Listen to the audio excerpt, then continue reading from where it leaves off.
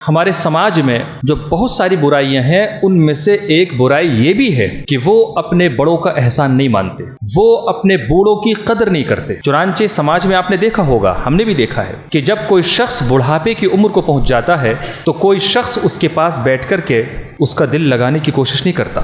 جس کی وجہ سے وہ بوڑھا شخص تنہائی کے احساس سے گزرتا ہے۔ ہم نے یہاں تک دیکھا ہے کہ اگر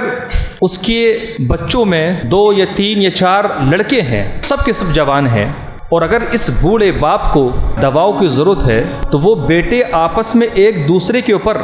ذمہ داری کو ٹال رہے ہوتے ہیں۔ چھوٹا کہتا ہے بڑا اس کام کو کرے، بڑا کہتا ہے کہ چھوٹا کرے، تو اسی کشمکش میں یہ بوڑھا شخص علاج سے محروم ہو جاتا ہے۔ اور حالات تو ہم نے یہاں تک دیکھے ہیں کہ جس بوڑھے شخص نے اپنی نوجوانی کی عمر میں، اپنی جوانی کی عمر میں اپنی پوری فیملی کو کھلا کر کے پلا کر کے بڑا کیا ہوتا ہے، جب یہ بوڑھا ہوتا ہے تو لوگ بعض گھروں میں کھانا تک دینے کے لیے تیار نہیں ہوتے، اور بات یہی آتی ہے کہ ایک دوسرے کے اوپر ڈال رہے ہوتے ہیں۔